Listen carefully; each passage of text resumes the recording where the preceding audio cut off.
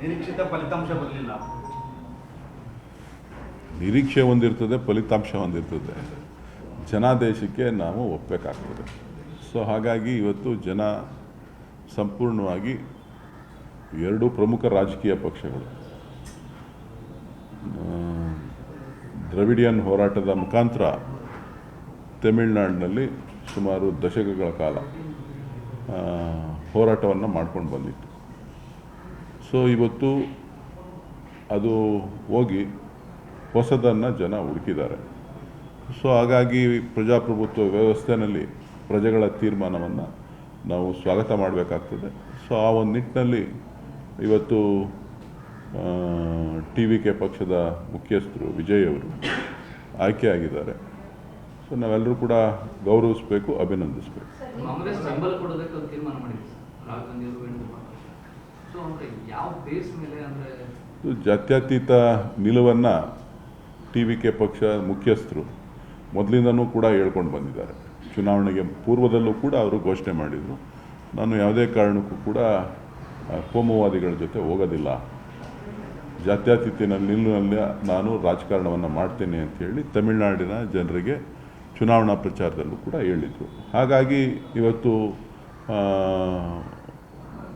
ಆ ಒಂದು ಹೇಳಿಕೆ ಮತ್ತು ಅವರಲ್ಲಿರ್ತಕ್ಕಂಥ ಒಂದು ಬದ್ಧತೆಯನ್ನು ಗಮನದಲ್ಲಿಟ್ಟುಕೊಂಡು ಕಾಂಗ್ರೆಸ್ ಪಕ್ಷ ವರಿಷ್ಠರು ತೀರ್ಮಾನ ಮಾಡಿದ್ದಾರೆ. ನೀವು ಕೂಡ ಪ್ರಚಾರಕ್ಕೆ ಹೋಗಿದ್ರಿ, DMK ಮತ್ತೆ ಕಾಂಗ್ರೆಸ್ಗೆ ಹಿನ್ನಡೆ ಕಾರಣ ಏನು ಸರ್? ಜನ ಹೊಸದನ್ನು ಬಯಸ್ತಾರೆ. ನಿಮ್ಮ ಟಿವಿಲೂ ಅಷ್ಟೇನೆ,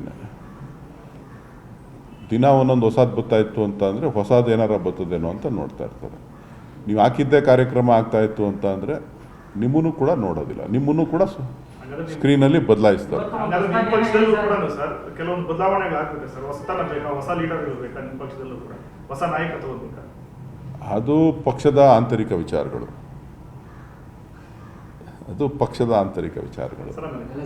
ಚುನಾವಣಾ ಮುಂಚೆನೆ TVK ಜೊತೆ ಹೋಗ್ಬೇಕು ಅನ್ನೋಂಥ ವಾದ ಇತ್ತು. ನಿಮ್ಮ ಕಾಂಗ್ರೆಸ್ನ ನಾಯಕರುಗಳೇ ಅಲ್ಲಿ ಅದನ್ನ ಅಬ್ಜೆಕ್ಷನ್ ಮಾಡೋ ಸಲುವಾಗಿ ಅದಾಗಲಿಲ್ಲ. ಬಹುಶಃ ಹೋಗಿದ್ದಿದ್ರೆ ನಿಮಗೂ ಒಂದು ಗೌರವಯುತವಾಗಿ ಇರ್ತಿತ್ತೇನೋ ಅಂತ.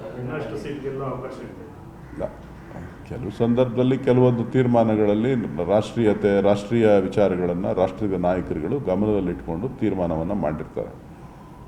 ಸೊ ಬಹಳ ವರ್ಷಗಳ ಕಾಲ ನಾವು ಇಂಡಿಯಾ ಒಕ್ಕೂಟದಲ್ಲಿ ಇದ್ವಿ.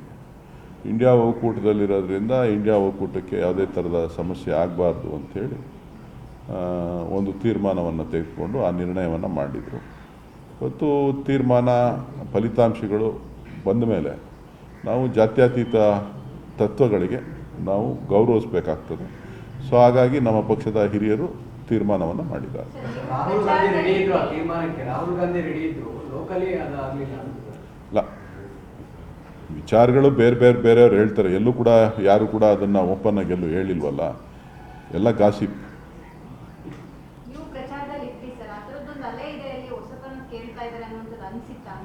ಖಂಡಿತ ಅನಿಸಿತ್ತು.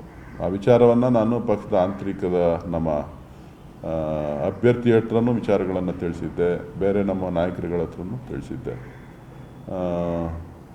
ಸೊ ಜನ ಹುಚ್ಚಂತೂ ಬಂದಿದೆ, ಏನು ಮಾಡ್ತಾರೆ ಅಂತ ಗೊತ್ತಿಲ್ಲ ಅಂಥೇಳಿ.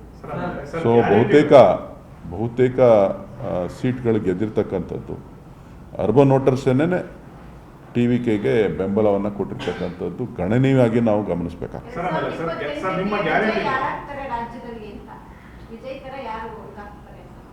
ದಿನ ಭಾಳ ದೂರ ಇದೆಯಲ್ಲ, 2 ವರ್ಷ. ನಿರ್ಭೀತ, ನಿಷ್ಪಕ್ಷಪಾತ, ವಿಶ್ವಾಸಾರ್ಹ ಸುದ್ದಿಗಳಿಗೆ ಮತ್ತೊಂದು ಹೆಸರಾಗಿರೋ News18 ಕನ್ನಡ ಈಗ ಆಪ್ನಲ್ಲೂ ಲಭ್ಯ ಇದೆ. ದಯವಿಟ್ಟು ಇಲ್ಲಿರೋ QR ಕೋಡ್ ಅನ್ನು ಸ್ಕ್ಯಾನ್ ಮಾಡಿಕೊಂಡು ಆಪ್ ಡೌನ್ಲೋಡ್ ಮಾಡೋದಕ್ಕೆ ಮರಿಬೇಡಿ. ನಿಮ್ಮ ಬೆಂಬಲ ಹೀಗೆ ಸದಾ ನಮ್ಮೊಂದಿಗಿರಲಿ. ಧನ್ಯವಾದ.